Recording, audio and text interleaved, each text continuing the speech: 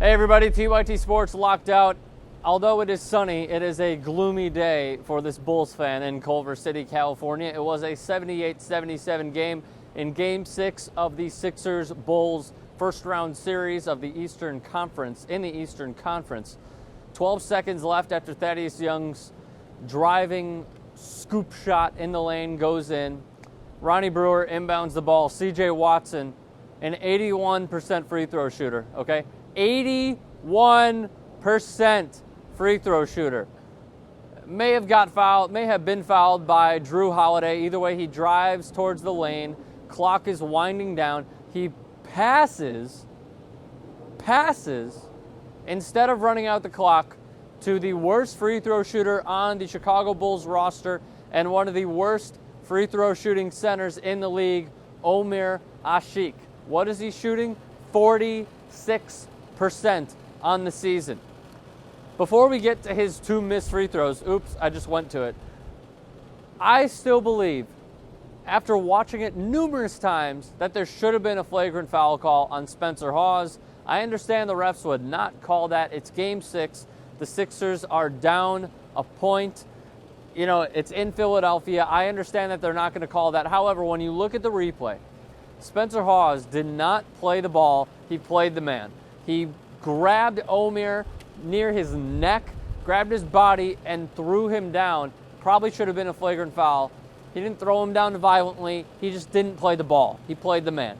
So Omer Asik, a 46% free throw shooter on the season. Of course, he misses both of them. So now we go to the ensuing rebound. A good box up by Thaddeus Young on Luol Deng. Spencer Hawes boxes out Taj Gibson. Andre Iguodola, the former University of Arizona star, gets the rebound and literally drives the length of the floor. He gets fouled by Omer Asik. Ronnie Brewer, I'm calling you out. I understand Drew Holiday is right there, but you stop the ball in those sorts of situations. Iguodala goes to the line, and as he went to the line, here is what he was thinking, according to himself, as he said after the game. He said, I changed my thought pattern a little bit. I talked to Tony Battie after games 1 and 2, and he said he thinks about his daughter when he goes up there, that is the free throw line, so I started to think about my son. I kind of talk to him when I shoot them. It becomes more like practice. I think like I'm trying to teach him how to shoot free throws, and if you're doing that, you can't miss. You'd look like a fool. So Iguodala, a 62% free throw shooter, hits both of them. CJ Watson, his desperation heave at the buzzer, hits off the backboard, hits off the rim, it falls out. The Bulls lose Game 6 by 1 point. But there are many points to get to in this game. Firstly, CJ Watson, the man out of Las Vegas, Nevada, and a Tennessee Volunteer where he played his college basketball. There's a reason he's a backup point guard. He wasn't thinking in this situation, probably because he hasn't been there that often. If you're an 81% free throw shooter and you're a competitor and you're a professional ball player, you want the ball in your hands. He passes it off to Omer Asik, who is, again, a 46% free throw shooter. And, of course, as we saw, as I told you, he missed both of them. So this all could have been avoided if CJ Watson kept the ball in his hands, or he could have even passed it out to Luol Deng, who was also a very good free throw shooter on the Bulls roster. So, okay, that's a huge chunk of the blame. However, I still think there should have been a flagrant foul call.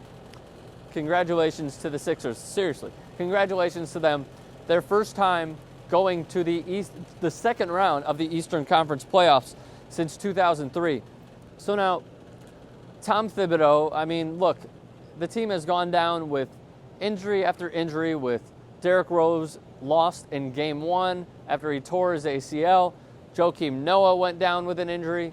You're losing your best player, who happens to be the MVP of the league, and you're losing your top role player. So those are two hard guys to replace. However, Tom Thibodeau remaining very positive is the best way to put it. He said this after the game, and you could tell that he's just a coach, man. I thought we had more than enough to win with. I'm disappointed in the loss, but I'm not disappointed in our team. A true coach. But now, here is Carlos Boozer and his post-game thoughts on their loss. I thought I played well, especially with the kind of season it was. We had the best record. again in basketball, won our division again, had the top seed. That's all that matters, yo. Really? This is why my colleague Steve-O calls him this. Carlos Boozer is a fucking loser. So let me get this straight, okay? Boozer said, we had the best record again in basketball, won our division again, had the top seed. That's all that matters, yo. So because you had the top seed, because you had the best record, and because you won the division, you win the NBA championship. I mean, there's so many reasons within this guy's game why Chicagoans are so disappointed with how much money he signed for. It's the late game situations in which he doesn't even play because his defense is so bad. For a $13.5 million player a year, it's the early fouls that he gets in, 2 early fouls in the first quarter. I mean, there are so many things that Chicagoans are disappointed with in this guy, but then he goes out and says this? Are you fucking kidding me? And this is why Steve-O calls him loser. Loser. So to close out, Carlos Boozer once again. We had the best record again in basketball, won our division again, had the top seed. That's all that matters, yo. Okay, whatever you say, Carlos. Well, all that matters to us is that you subscribe to TYT Sports. You can do that by clicking subscribe in the top left corner.